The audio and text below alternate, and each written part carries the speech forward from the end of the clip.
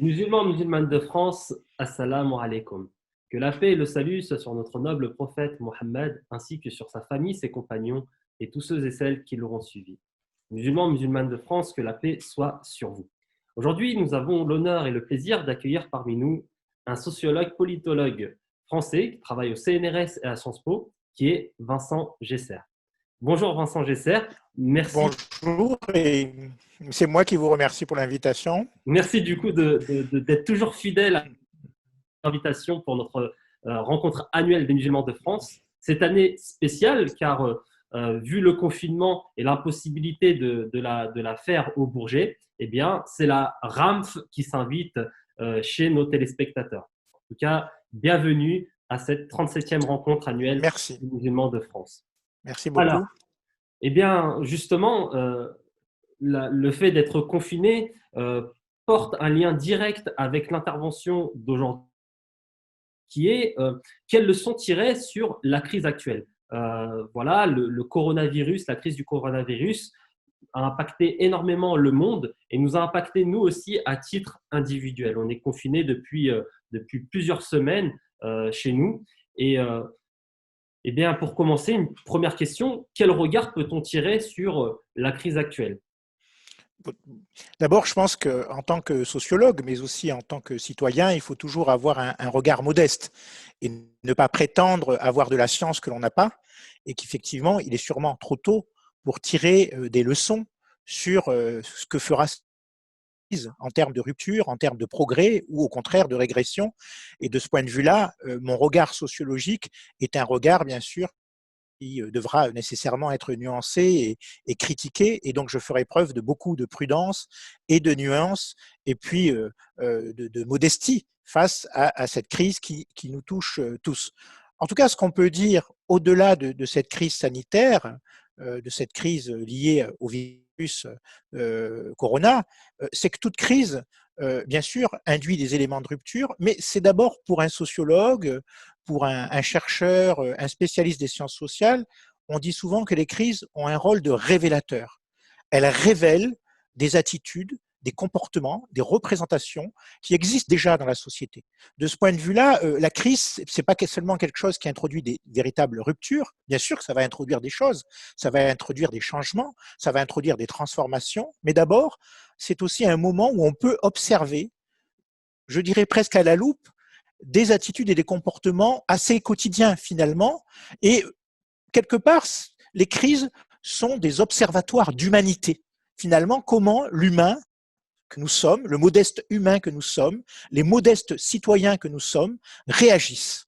Et ces réactions sont pour le sociologue, pour le chercheur, pour l'universitaire, mais aussi pour le simple citoyen, je dirais, intéressantes à scruter. On voit des choses qu'on n'attendait pas, d'autres que l'on attendait, et puis aussi des choses tout à fait originales et inédites. Et en ce sens-là, cette crise nous apprend beaucoup de choses sur notre société, sur une humanité, sur notre humanité, sur nous-mêmes en tant que groupe, en tant que famille, mais aussi sur nous-mêmes en tant qu'individus.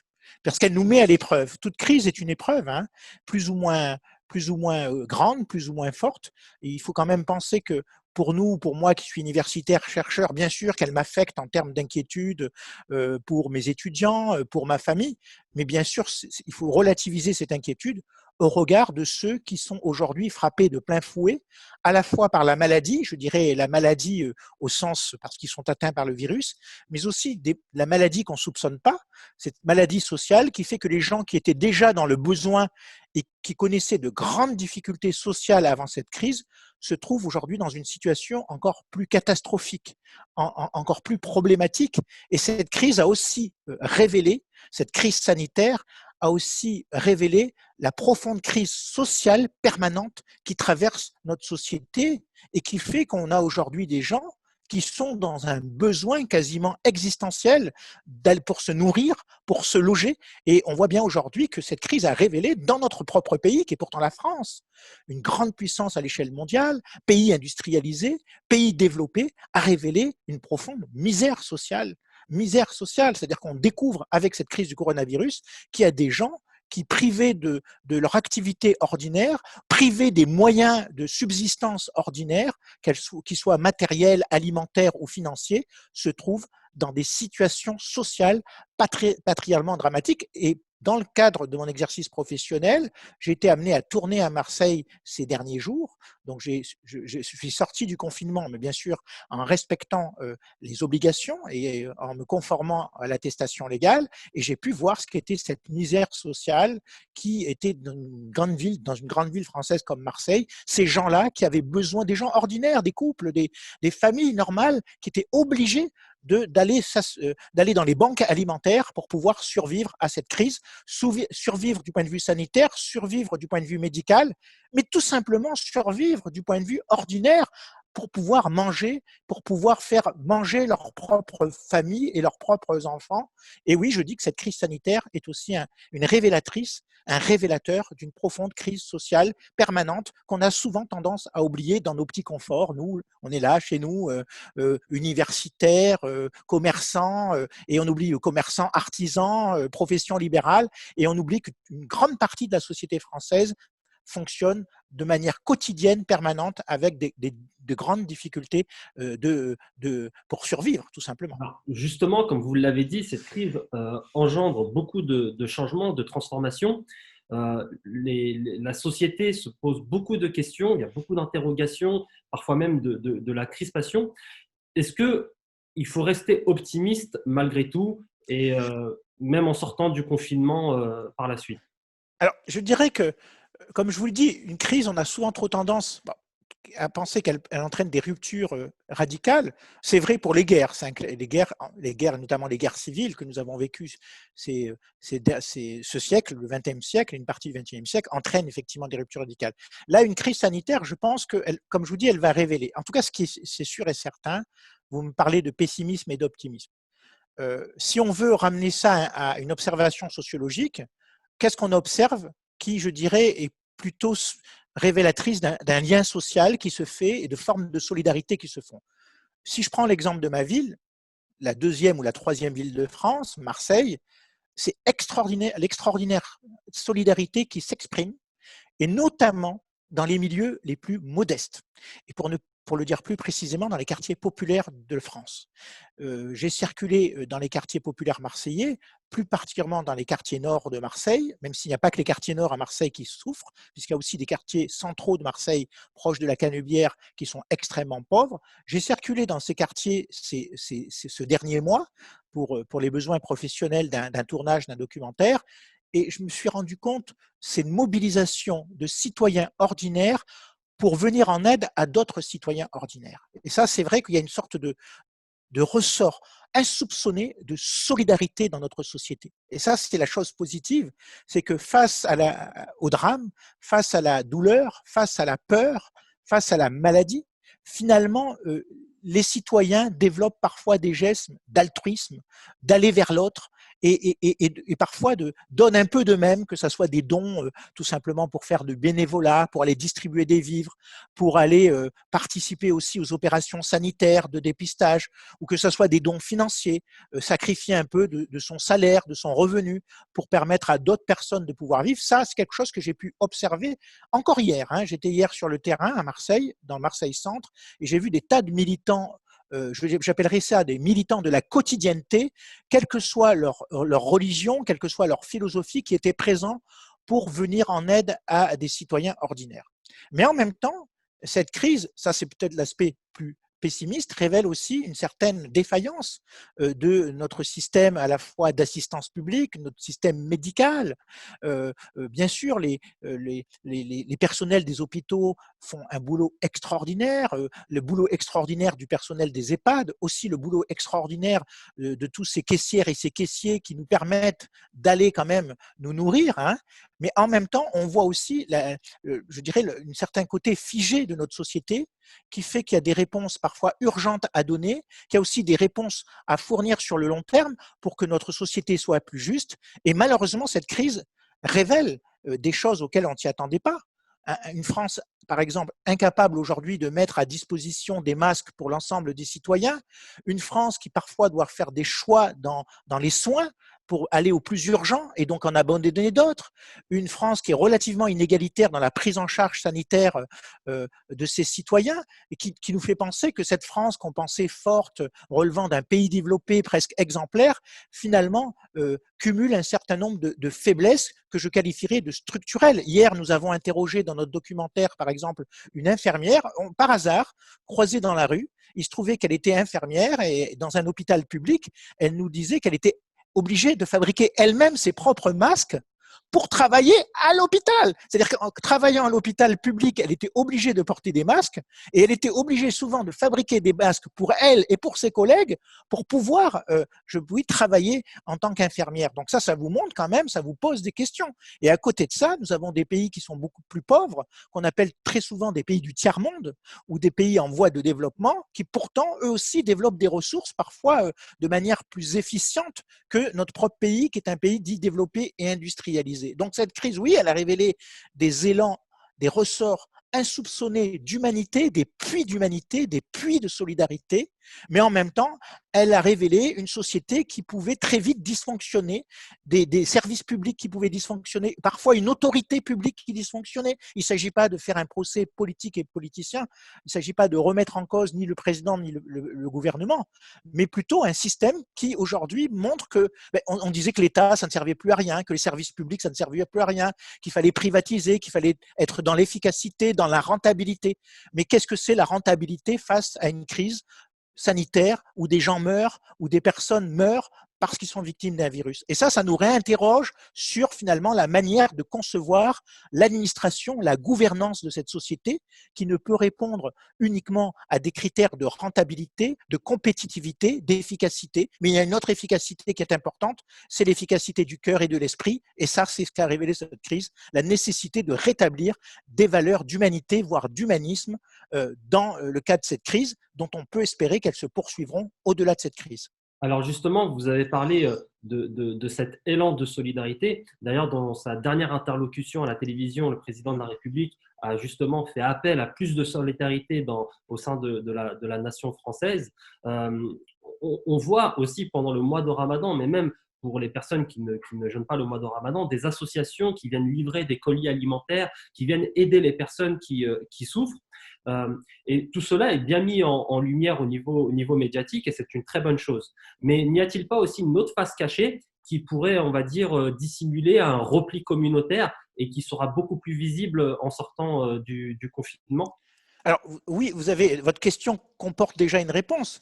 Je dis déjà sur la première partie de ma réponse, c'est de dire qu'on a vu énormément de réseaux religieux, spirituels et communautaires se mobiliser pour venir en aide à l'ensemble des Français dans cette crise. Et ça, c'est vrai qu'on voit aujourd'hui dans une ville comme Marseille, je parle de ce que je connais, je m'excuse, mais c'est quand même la deuxième ville de France, donc au moins, je ne dis pas qu'elle est représentative, mais au moins, elle est significative de ce qui se passe en France. Beaucoup de réseaux communautaires, musulmans, juifs, chrétiens, de grandes associations catholiques se mobilisent. Alors, elles ne se mobilisent pas avec leurs signes religieux, en mettant en avant leur religiosité, mais ce sont des réseaux qui existent dans notre société, c'est des réseaux de solidarité, c'est des réseaux de spiritualité qui aussi jouent un rôle énorme, majeur dans cette crise. Ça, il ne faut pas le nier. C'est-à-dire qu'il y a énormément de choses qui se font aujourd'hui autour des associations religieuses en général et des associations musulmanes en particulier pour venir en aide aux gens qui ont besoin. Et souvent, je dis, cette crise sanitaire, d'abord, c'est une crise sociale, en ce sens qu'il y a des gens qui ont des besoins, ne serait-ce que des besoins de manger, c'est-à-dire des besoins fondamentaux comme les besoins alimentaires. Donc ça, c'est une première chose. La deuxième chose, c'est que contrairement à ce qu'on pouvait penser, ou ce que certains pouvaient penser, c'est que ces associations ne demandent pas l'identité religieuse des gens à qui elles s'adressent. Quand vous intervenez dans un quartier populaire, que vous êtes croyant musulman ou croyant catholique ou évangéliste, vous ne demandez pas, quand vous donnez des vivres ou des besoins alimentaires ou des besoins d'hygiène à des personnes, leur religion. C'est-à-dire qu'il n'y a pas de prosélytisme religieux à ce niveau-là, au contraire. Il y a plutôt une volonté de considérer les citoyens dans leur dignité, d'humanité, quelle que soit leur identité religieuse. On voit même des associations religieuses faire des dons à des personnes qui ne sont pas forcément croyants et pratiquants de leur propre religion, voire pas du tout croyants et pratiquants du tout court. troisième peut-être leçon ou troisième réflexion, oui c'est vrai, votre question comportait une réponse. C'est vrai qu'aujourd'hui il n'y a pas de volonté des associations de religieuses musulmanes de n'aider que les musulmans, les juifs de n'aider que les juifs, les chrétiens de n'aider que les chrétiens, mais en même temps on peut s'interroger que si à un moment donné il y a une sorte de défaillance de l'autorité publique, de la référence publique, du service public, est-ce qu'on ne va pas vers une société où les réseaux communautaires, quels qu'ils soient, hein, pas forcément d'ailleurs religieux, vont de plus en plus faire de l'entre-soi communautaire et aussi de l'entre-soi humanitaire? Est-ce que l'entre-soi communautaire ne va pas aussi entraîner un entre-soi humanitaire?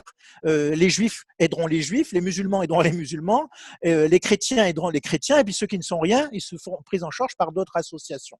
En tout cas, ce n'est pas le cas. Si on fait un constat, ne serait-ce qu'à l'échelle de Marseille, et même ce que je peux voir à l'échelle de la France, on n'est pas ni dans un prosélytisme, ni dans un entre-soi communautaire. Au contraire, pour employer une formule actuelle, la situation dramatique conduit souvent les associations qui sont porteurs d'identité religieuse à franchir les barrières communautaires, à casser les barrières communautaires, à casser les barrières religieuses et plutôt aller vers l'autre, des associations musulmanes qui aident tout le monde dans les quartiers populaires, des associations catholiques, je n'ai pas la peine de les citer, tout le monde les connaît, qui aident tout le monde, qui ne regardent pas l'identité religieuse des demandeurs et des demandeuses.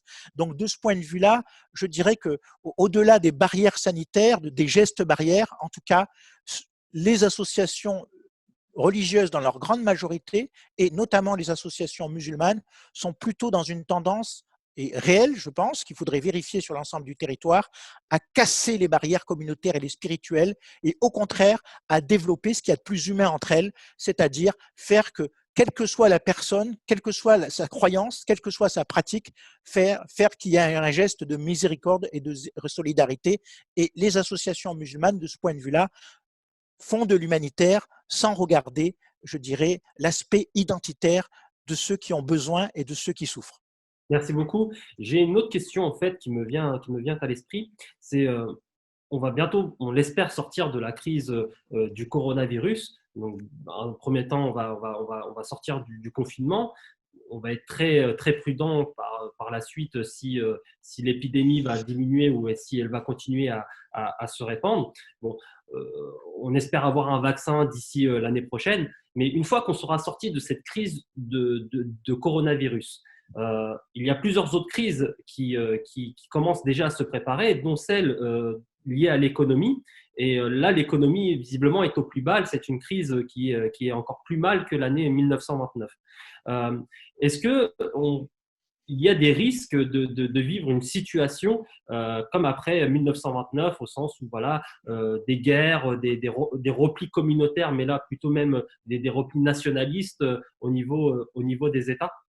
Alors, je ne suis pas devin, hein, je suis sociologue et je ne peux que réagir que par rapport à ce que je vois et éventuellement faire des hypothèses sur l'avenir. Donc, ce sont des hypothèses nécessairement discutables qui se vérifieront en partie ou qui ne se vérifieront pas du tout. En tout cas, ça rejoint ce que j'ai dit précédemment. D'un côté, effectivement, il est sûr qu'il y aura des nouvelles formes de sociabilité, d'entraide qui vont perdurer au-delà de la crise. On va prendre conscience que finalement, ceux qu'on pensait comme des acteurs mineurs de la société française, finalement, sont des acteurs majeurs. Ces personnes qui donnent de leur temps, par exemple, de manière bénévole pour venir en aide aux autres, finalement, on n'avait pas trop tendance à les regarder. Parfois, on faisait un chèque, on donnait un peu d'argent, on mettait des sous dans une petite boîte en fer, mais on n'allait pas au-delà. Aujourd'hui, on apprend à regarder ces gens-là différemment. Ne serait-ce que d'autres catégories de personnes, les personnels soignants. On regardait les infirmières sans trop de jugement, mais si vous voulez, on ne voyait pas que c'était par exemple des acteurs majeurs ou des acteurs ou des actrices majeures de notre société. Les caissières, regardez les caissières par exemple, je dis les caissières parce que c'est une grande majorité de femmes, il y a aussi des caissiers. Regardez, est-ce qu'on les regardait avant? On passait à la caisse, on achetait ce qu'on avait acheté, on disait à peine bonjour, et encore la proportion des gens qui disaient bonjour à la caissière ou au caissier était très faible, on disait à peine merci, on ne souhaitait jamais bon courage, bonne continuation, et la crise nous a permis de regarder aussi ces acteurs ordinaires de la société française d'une manière différente. Finalement, aujourd'hui, on va se dire, mais finalement, ces gens-là, je ne dirais pas que forcément qu'on les méprisait, certains les méprisaient, mais disons, on les regardait avec certaines formes d'indifférence. En revanche, pour, pour aller à la suite de votre question, qui comportait déjà une réponse, donc je dirais que oui, il y a un grand risque. C'est que, au-delà de ce regard un peu de compassion, au regard de ce regard de solidarité, au regard aussi de ces gestes humanitaires que nous faisons, ou ces gestes humanistes ou ces gestes humanitaires que nous faisons, il y a un risque, c'est de ne pas interpeller plus profondément les ressorts de notre société.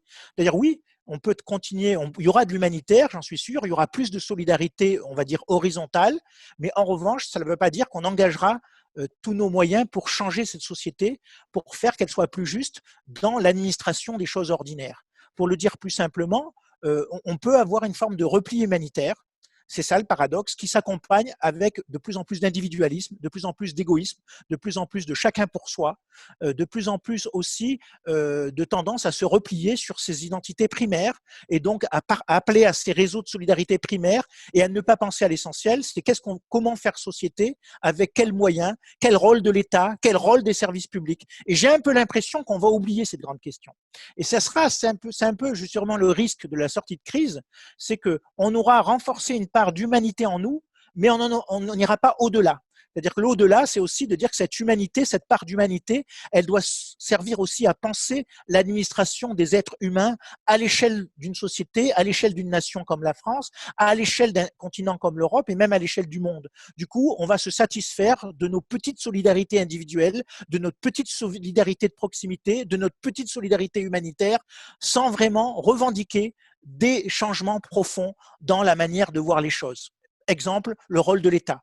Est-ce qu'aujourd'hui, on veut qu'un État soit fort, dans le bon sens du terme? Est-ce qu'on veut un État redistributeur? Est-ce qu'on veut des services publics forts? Et je n'ai pas l'impression qu'on s'engage vers ce type de réflexion, ce type de revendication, et qu'on sera plutôt sur…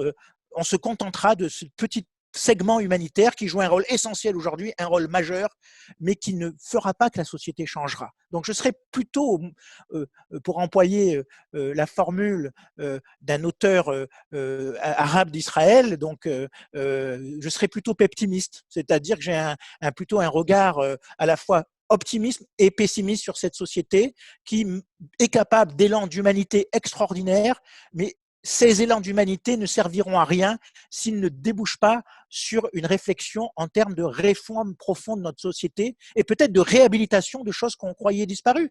Pour le dire sincèrement, même si c'est aujourd'hui un gros mot, l'État-providence. On parlait d'État-providence. L'État-providence, c'est pas simplement un concept économique, c'est pas simplement un concept de science politique, c'est pas simplement une notion de politique publique. L'État-providence, c'est l'idée que dans des situations, une partie de la société doit aider une autre partie de la société, qu'il faut organiser des formes de redistribution croisées, qui peuvent être d'ailleurs très variables selon les moments, et que finalement, l'idéal d'une société se construit selon un idéal d'égalité. Bon, est-ce que ça débouchera sur des réformes politiques profondes, sur des réformes sociétales, sur des réformes économiques? Ça, je ne suis pas prophète, je ne suis pas devin, je peux pas le dire. Mais en tout cas, je n'ai pas l'impression qu'on y aille. Et vous l'avez très bien dit dans votre question, j'ai un peu l'impression qu'on est aussi sur des égoïsmes nationalistes, des égoïsmes continentaux, et que aussi sur des formes de repli, à fermer les frontières, à ne pas regarder ce qui se passe ailleurs. Vous voyez, on est allé même jusqu'à un vol. On est même allé quand même, c'est quand même fou.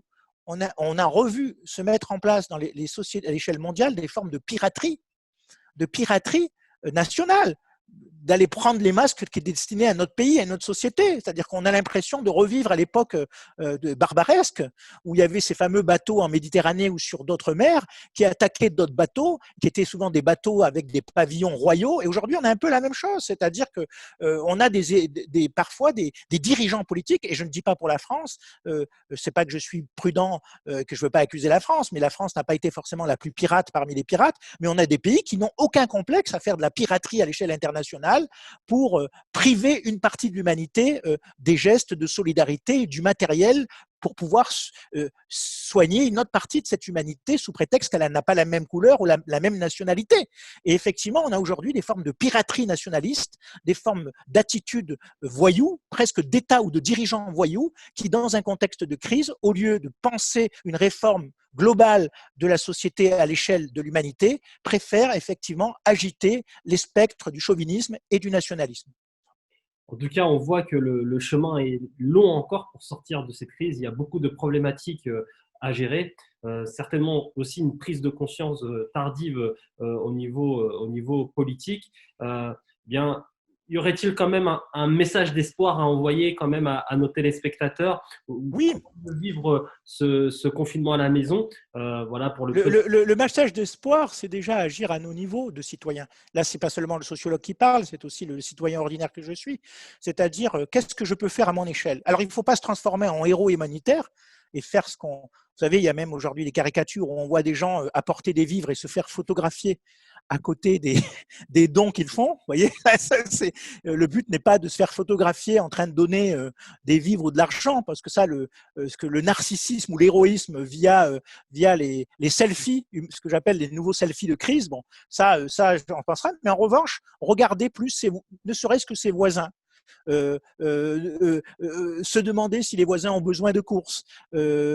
Aussi, quelque chose de très important qu'on oublie, la dimension familiale. Regardez ce moment d'appeler ses frères et ses sœurs. On avait parfois, on s'était distancié y compris de sa famille proche, de ses frères, de ses sœurs, de ses vieux parents. Parfois de ses cousins. Et l'un des réflexes à avoir, c'est pas du tout un réflexe communautaire, c'est pas un réflexe de repli, c'est de se réinterroger sur ces liens ordinaires aux voisins, aux gens de la rue d'en face, et parfois même à ses proches qui peuvent être à plusieurs centaines de kilomètres, mais dont on redécouvre quelque part les vertus de la solidarité et de la cohésion familiale à travers un petit coup de téléphone, un Skype ou des choses comme ça. Et ça, je crois que c'est très très important, ce moment d'introspection personnelle qui doit nous conduire à une forme d'introspection collective.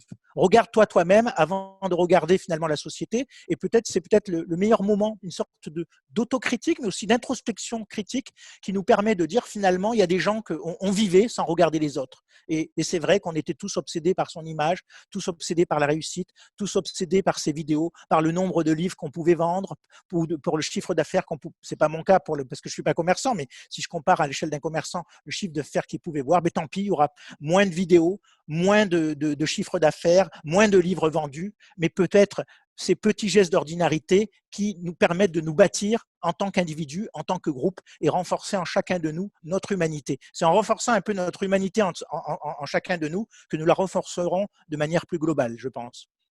Merci beaucoup, Vincent Gesser. C'est un sujet auquel on aurait des centaines de questions à vous poser, mais le timing qui nous est imparti. C'est moi qui vous remercie en tout cas. Et puis écoutez, j'ai pas pu être au Bourget. Vous savez qu'à chaque fois qu'on va au Bourget, ce que ça nous coûte à chaque fois. En tout cas, c'est la preuve que je vais vous dire une chose, un petit message pour vos auditrices et vos auditeurs et les habitués du Bourget. C'est bien encore la preuve que votre association, on peut lui faire toutes les critiques. En tout cas, elle prouve qu'elle est encore une fois parmi ces acteurs de la société française qui contribuent à cette cohésion sociale et cette cohésion nationale. Et malgré toutes les critiques que vous pouvez subir, vous êtes finalement quelque part fiers d'être une association qui contribuait à créer ce lien social en France et qui regardait les autres au-delà des appartenances religieuses. Et ça, c'est la preuve de votre utilité sociale. On peut ne pas être d'accord avec vous, on peut vous critiquer, mais en tout cas, vous faites preuve de votre fidélité à ce que j'appellerais un peu ce contrat social implicite, même s'il n'est pas écrit. Voilà. Merci beaucoup pour ce message qui nous va droit au cœur et qui nous fait chaud au cœur, notamment en cette période de Ramadan et de confinement. Eh bien, bon Ramadan à tout le monde aussi, alors du coup. Merci beaucoup. Je vous souhaite pour le coup une bonne continuation, un bon confinement. Merci beaucoup. Voilà. Merci. Au revoir. À très bientôt, Inch'Allah. Salam alaikum. Merci. Au revoir.